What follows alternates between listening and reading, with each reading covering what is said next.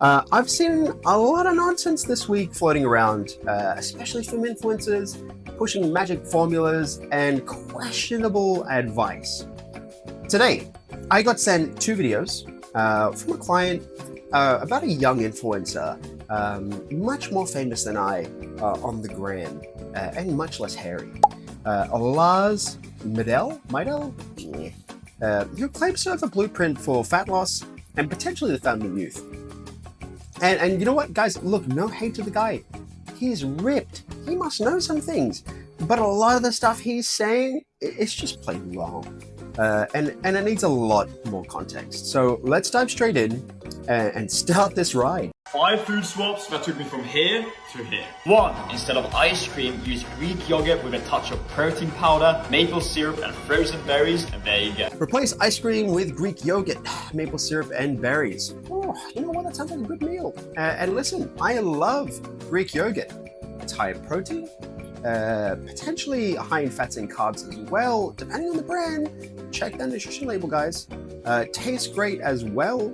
But to compare it to ice cream and therefore demonize ice cream at the same time, not necessary. The thing is, you can enjoy ice cream in moderation without wrecking your goals. In fact, if you're not careful, I would actually go out on a limb and say you could overshoot your calories more easily with a big-ass bowl of yogurt, berries, and maple syrup, because guess what? They pack calories too. And that's a big-ass bowl. Also, I'm pretty sure he was saying in another video I had seen on his page that sugar is bad and will, reverse the ab effect. So his maple syrup must be pure protein. 100%. Why would Lars lie? 2. Instead of 20% ground beef, use 4% instead, and that is how I get these super low calorie taco wraps. I'm going to assume we're talking about fat percentage here. Alright, so swapping 20% ground beef out for 8% to save calories is a pretty smart idea. And I get that leaner cuts are definitely lower in calories, but comes with a catch. And that catch is it's generally more expensive. And not everyone has that luxury. Not everyone's like me, ballin'. You know what I'm saying? Especially if you're here in Sydney though as well. We've got Coles and we've got Woolworths, and they have a vice grip on your balls. 5% lean beef from them at 500 grams, I think it's about $10. And depending on how many meals you're having and how much food you need overall, that's an expensive purchase. So if it is a cost issue, I would suggest swapping out the lean protein for something like chicken or turkey, or even just balance the 20% beef in your overall meal plan. Don't let some fancy-pantsy, lean-ass German man tell you that you need to make this expensive tweak in your diet, when really, again, it's about managing your overall intake. 3. Instead of snacking on a handful of nuts, go for a fruit bowl instead. And have more berries in there, because that's more fiber, you get more satiated. Swap a handful of nuts for berries. I bet you would want to swap a handful of nuts, Lars. Because berries have more fiber though. Guys, berries are awesome. But this lacks context, a lot of context. As everything else that he is spouting. Some nuts are higher in fiber than berries, but which nuts and which berries and which ones are we comparing and what are the purposes in our diet? But also, nuts provide healthy fats, which are essential in your diet, hence why we call them essential fatty acids. So the key takeaway here, I would say that if you're mindlessly snacking, sure, control your portions. But again, just to say nuts are kind of bad in comparison to, without explaining the benefits, we're massively oversimplifying things again, guys. Like, come on. 4. Instead of pasta, use zucchini noodles. They are only around 19 calories per cup. The old replace pasta with zucchini noodle claim. Is that a claim? I've never actually seen that really done, but it's probably an alternative out there somewhere on the gram. And you know what, guys? Yes, zucchini noodles are way lower in calories, but they're also higher in cost again. But that also doesn't mean that pasta is bad. Pasta is a great source of carbohydrate. It's also a great source of fiber. The carbs, obviously, we need for energy, especially if you're lifting, working out regularly. I'm having a stroke today, man. It's about portion control. So let's not demonize food groups or say certain food groups are bad in comparison to when there's little to no context. It's like saying cats are better than dogs. Why? I have a cat. It's fine. Either way, if you love pasta, eat your pasta. Just measure it out. 5. Instead of coffee with creamer, start drinking pure black coffee. Ditch the creamer, drink black coffee. I used to be an avid long black drinker. I thought I was cool. That wasn't until I discovered that you can put milk in your cup of dirt flavored water, and you know what? Shit tastes good. However, if you love a black coffee, go for it. If you like a coffee with creamer, go for it. Unless you're dumping cups of creamer into your coffee, that little bit is not going to destroy your progress. As with anything, there is an energy number next to this meal or drink. Measure it out. Drink your coffee the way you like it. Just be mindful of how much you add and equate for it in the day. Simple as that. 7 mistakes that are keeping you fat. 1. Too much cardio. Sprinting up a hill like this, like a mindless donkey, is not the way to lose fat. All you really need for a big metabolism boost is some steady cardio like 10k steps per day. What an idiot! Oh, what a loser! Too much cardio is keeping you fat? What? First of all, no one is saying. He must know something. No one's saying cardio makes you fat. That is absurd. That's ridiculous. Cardio is another tool for burning calories and maintaining health. And anaerobic fitness, it's an exercise. Are football players fat? And whether you do hill sprints like Beth or steady state cardio, it all depends on what fits your lifestyle and what you enjoy. Also, the 10k step thing, I believe, originated from some Japanese marketing event a fair few years back. However, if we take it into context for study, it shows that anywhere from 6 to 8k steps per day is plenty for improving overall cardiovascular health and increasing our NEAT. So if you haven't got time for 10k steps, which Lars' audience is apparently full of CEOs, you probably don't have that time. However, moderating it and trying to get your 6 to 8k steps is definitely a massive improvement. So I'd start there. 2. Improper tracking. If you want to get shredded fast, start tracking your meals or use your tracking app until you're good enough to eyeball the calories and protein in your meals. Tracking meals is something I 100% agree with here. Guys, tracking your food is a game changer and also what I view as an educational platform to launch yourself into flexible dieting.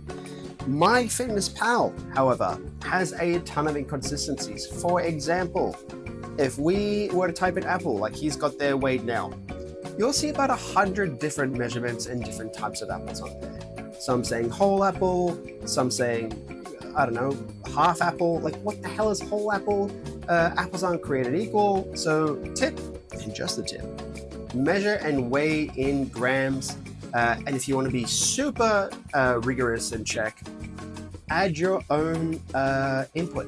So go to MyFitnessPal, create your own food type, check the nutritional information from a reliable source, i.e. if you're in Australia, type in nut tab and look up your apple, and then put it in there as per 100 grams, and then just weigh it out and put it in that way. Also, eyeballing your meals after a while. Guys, unless we're living in 2077 and it's cyberpunk and you've got robotic eyes and you're putting food down and you're just like, accurate assessment. Tracking is always going to be more accurate. You will never be able to eyeball your food. Forget about it.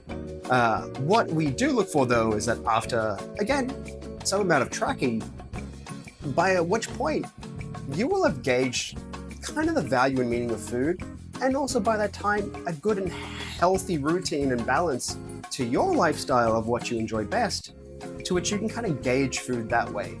By no means is it going to be accurate and will you eyeball them, but what you've done now is just set up routine and habit, and that's really important. 3. Too many carbs. Carbs do not make you fat, but too much is a bad balanced diet. The thing that's going to keep you most satisfied after your meals and boost your metabolism is a high protein diet. Oh, what else we got, Lars? Carbs aren't the enemy. Carbs aren't the enemy. Good job, Lars. Great job. But too much will hurt your diet. Too much of anything will hurt your diet. Stepping on a thumbtack won't kill you. Stepping and rolling in a ton of thumbtacks probably gonna really hurt. It still won't kill you. It's gonna hurt a lot more than one. Whether it's carbs, protein, or fat, balance isn't about avoiding one macronutrient. It's about incorporating all of them from a variety of sources in a nice, well-structured diet, i.e. balanced diet, specific for you. 4. High volume lifts. I love bodyweight training, but guys, if your goal is to lose fat fast, start doing the big compound lifts like pull-ups, rows, incline presses and squats. Oh, my man, pull-ups, squats and presses. Sure, these are great exercises. Best? Well, what if you're a beginner? Most people can't even do a single pull-up. Imagine you're new to the gym. Imagine when you were new to the gym and you weigh, odd 60 to 100 kgs, and you've got to suspend your body in midair and lift that much weight for reps? Get the hell out of here. Guys, exercise selection should match your fitness level. Better programming beats trying to push yourself through exercises you're not ready for any day of the week. So, on top of having a good diet we can adhere to, training program and training specificity is absolutely one of the next things that we need to look at. And just saying, do the king exercises, compounds are king, bro, gotta get those squats in, it's just dead wrong. 5. Poor sleep. It increases your cortisol, slows down your metabolism. Try to avoid things like blue light 1 hour before you go to bed. My man, Lars, finally, I can get behind this 100%. Poor sleep is the root of all problems, all evil potentially, all villains in the world, World War I, World War II, who knows, maybe they didn't get much sleep. Am I not saying that? It affects recovery, cognitive function, blood pressure, mortality, even if you're really not sleeping for long periods of time, your mood, and guess what? There ain't no such thing as sleep debt. Like they told me in uni, staying up late for exams, I ain't getting that time back. Also, blue light isn't the only enemy. Sleep hygiene is really what's key here. So if we're lacking a really good sleep, we want to make sure we've got a good routine, making sure the sleep environment is conducive for rest, so buffering out sound, maybe even getting a little bit kinky, slapping on some blindfolds if you know what I'm saying.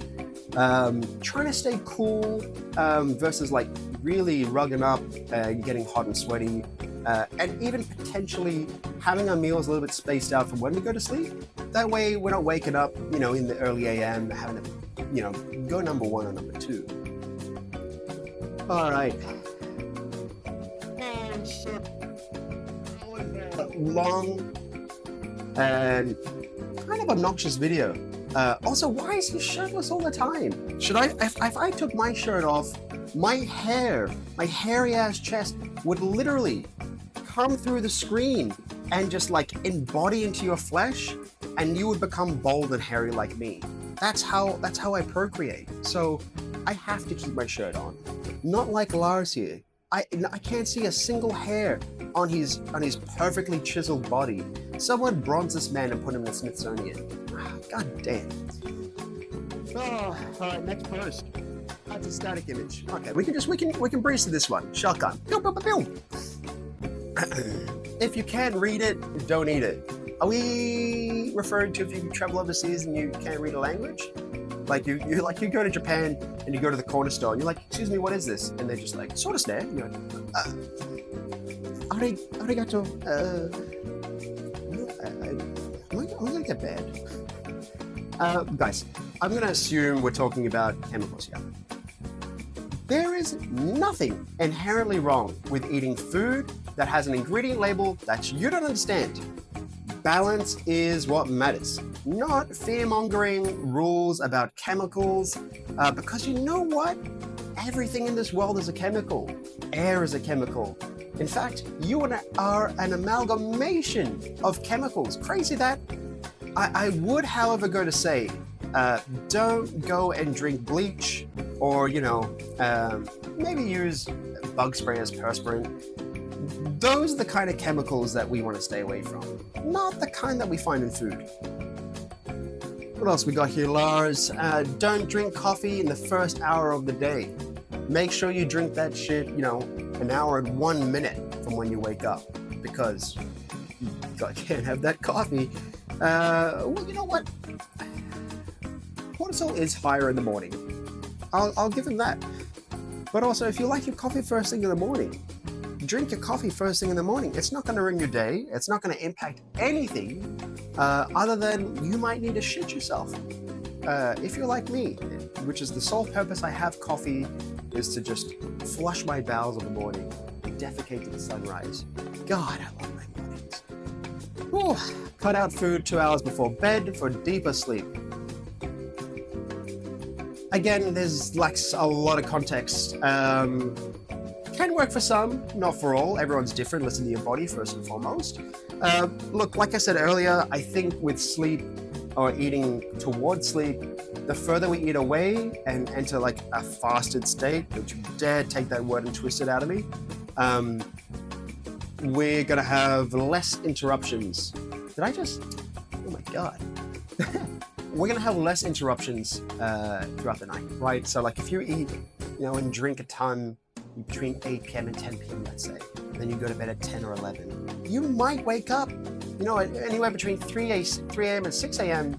With a sudden urge to go number 1 or number 2. So having that distance is gonna be better for your sleep. To say it puts you in a deeper sleep, that is a different conversation altogether. Oh my God, I've caught a look on this new one. I don't want to read it. Oh my God. We have people that are stupid. Sitting is the new smoking. And there you have it, guys. If you sit too much, you're going to get lung cancer. Oh, sitting a lot isn't great. It's not. We live a very sedentary lifestyle. So, get up and move when you can. Absolutely. That is 100% some true facts there. Because the more you move, the more your need increases, and the more we can mitigate, obviously, living a sedentary life. However, to go and say it is the new smoking, I think smoking is the new smoking, maybe even vaping. But these are completely different levels of health impacts here, guys. One is much more irreversible than the other. So definitely don't smoke. And definitely don't think that sitting too long is just as bad as smoking or addictive. I can't. Salt isn't the enemy, processed food is. What's the text here? I'm going insane. All right. On the subject of processed food, just quickly, processed food isn't bad. On the subject of salt, salt is really good. It is essential for muscle contraction, nerve function, and even hydration. But here's the thing. What we find, again, in hyperpalatable foods or processed foods, because again, guys, everything is freaking processed. We'll find a lot of excess sodium from these types of foods that we get in like drive-thrus, like burgers and chips, things that you eat and you want more of. Pizza. Does that make the food bad? No. Is it higher in calorie and calorie rich? Yes. It's a hyperpalatable, meaning you want to eat more. Absolutely. Does it have a place in your diet? Well, it depends on your goal. But again, just to go and say it's bad, it's absolutely a factor when we look at overall lifestyles when we've got a growing age in higher blood pressure and cardiovascular diseases. And absolutely these foods contribute to that. But again, how much are they consuming? There's no context here. This is the issue. To tell people blanket rule, black and white BS, it's just wrong. Be mindful, first and foremost, of how much you're eating, and also look at it. If you're looking to lose weight and you order a pizza and you're looking at that pizza, you know, inside your head, you're just like, I probably could eat something else other than this. It doesn't take a rocket scientist to know that. Creatine isn't reserved for bodybuilders. My man. I think this is the second thing I can 100% get behind. Creatine, absolutely, is not reserved for bodybuilders at all. Creatine is for men and women alike. It is one of the most well-researched supplements out there. It helps with strength, endurance, even cognitive function. Creatine monohydrates where you want to dump your money. That's where I think a lot of the research is. I think anywhere from 4 to 10 grams per day, depending on your, I guess, acceptance of creatine, we can just go and say, and just go from there. You'll expect a little bit of water retention, probably for the first couple of weeks to a month, but thereafter, happy days, 100%. If you want to go drop your money on something, drop it on creatine. Guys, what do you mean? Avoid the middle aisles at the grocery store at all costs. They are filled with chemicals. They're filled with chemicals to keep you addicted, bro. Get out of that middle aisle, man. You can't go buying that canned beans. What the hell? Avoid the middle aisles? Come on, man. Lars, what are they selling over in Germany or Amsterdam, wherever the hell you're from? Not everything in the middle aisles is evil. Sure, if there are ultra-processed foods that we can find there, chips and other shit like that, but there are healthy options too, like canned beans, like our oats. Hell, my grocery store has its frozen veggies in the center. Instead, again, of fear-mongering, using buzzwords like bad chemicals, processed foods, accept it, focus on moderation, learn how to grab something, turn it over. I know it's hard. Like you grab the Oreo packet and you're like, read that nutrition label, look at the servings, and that's it. Demonizing whole sections of grocery store isn't going to make you healthier. However, I would say, definitely don't do your shopping in the center and, you know, buy bleach. I think it's milk or something like that. You know, like those kind of chemicals, again, they'll kill you. So, you know, Lars is right about that.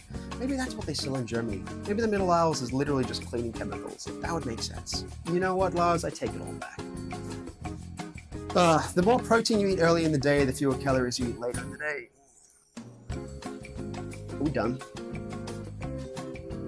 You know what? Let's give him a grain of truth here, because this might have some truth to it, but the depths of which I don't think Lars quite gets. And it's a lot more nuanced than just that statement. So if we say eating protein early a day can help with, what can help with? It can help with satiety. So meaning you can be fuller for longer if you have protein, like that Greek yogurt meal early in the day. You'll probably be fuller a lot longer than having a bowl of cereal. But again, it's not a magic formula to help reduce your calories later.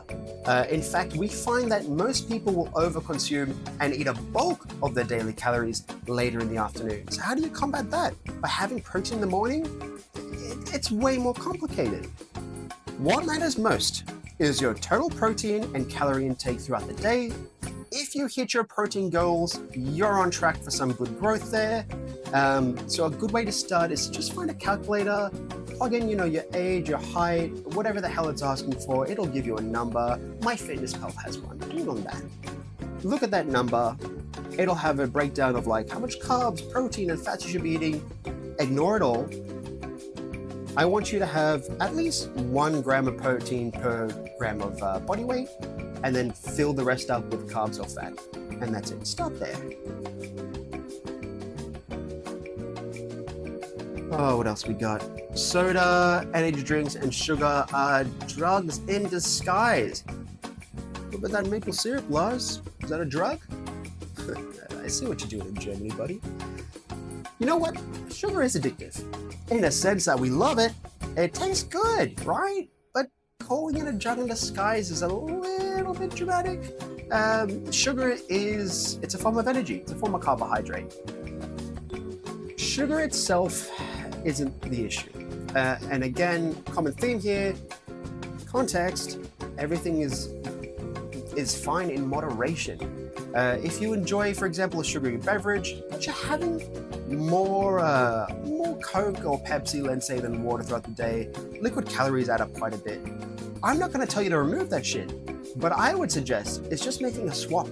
So from going from full-fat Coke or Pepsi to maybe making a switch to, say, Coke Zero or the more superior Pepsi Max. Game changer. You can still enjoy your fizzy drink without having excess calories in liquid form. You know, save the calories for what matters. I like this. Stop obsessing over your weight. Focus on how you feel instead. My man. I love the sentiment here, Lars. I love it. Weight is just one data point. It doesn't tell the whole story. How you feel, your energy levels, your strength, your mood, those are, just as, if not more important. That said, weight is still a very, very good metric. But again, it's just one piece of the puzzle. Your gut impacts everything. Make it a priority. Eat sauerkraut. He is German, isn't he? Eat sauerkraut. Is sauerkraut German? From German? Is it German? Is sauerkraut from Germany? Like, I'm becoming illiterate reading this shit.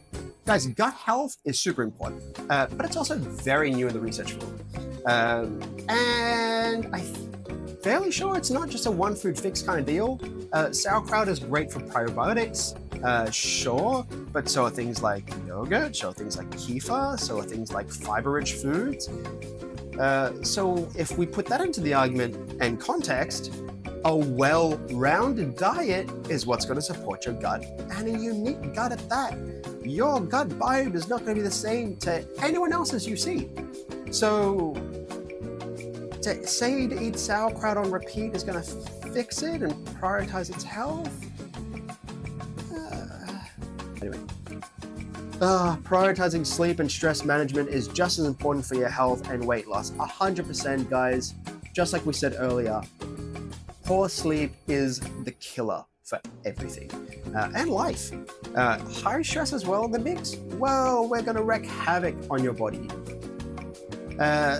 Yeah, if we've got low of these things, it's going to affect your mood, it's going to affect your sleep, your stress, your hunger hormones. Effectively, if your stress and sleep are really bad, our rest and recovery and overall health is going to be shocking as well. No, I can't do this anymore. There's two left. The most demonized foods, like eggs and meat, are actually the most nutritious on the planet. Who the hell is demonizing eggs and meat? I mean, a long time ago, we used to demonize eggs, saying that too much of it would raise your cholesterol, which is just wrong. I don't even know where to start with this, guys. Look at eggs and meat, nutritious as hell. Full of high-quality protein and a ton of vitamins. To say they are the most, though, I can't comment on that without doing a bit more research. You know, everything is put in my mind. But as with everything, the issue with all foods and all diets and everything in that sense comes with when we overconsume and ignore diet balance overall. Oh, last one. A 3-day fast will change your life. Fast will change your life. I did read that right. What the hell? Hold up. Listen to me. You're wrong. And if you don't get it, I feel sorry for you. Also, we just went over fasting with the Ed Huberman video. Go check it out. Oh, guys, fasting isn't a magic cure-all. And a 3-day fast at that isn't necessary for most people. In fact, I'd go out on a limb and say it's not necessary for all people. Fasting can be a tool for some. It's definitely used in medical practices for people with particular issues. But if you're looking for life-changing results and you don't fit into a unique category where you have to fast, and you know if you do, you don't have to fast, especially 3-day fast. Jesus. Instead, try building sustainable habits that you can keep consistent, because that'll build routine and that'll last long term, which will change your life in the long run and help you build a balanced lifestyle. It can be hard at first and it's not going to be easy. Your balance will be imbalanced life while all these changes are happening. But again, if we keep it sustainable and it becomes routine through habit, your life can become balanced again and your diet can become balanced with you. So focus on that, start small and, gradual. Otherwise, we just go into yo-yo dieting, BS crap, where you diet, lose a ton of weight, and you're back up to where you started.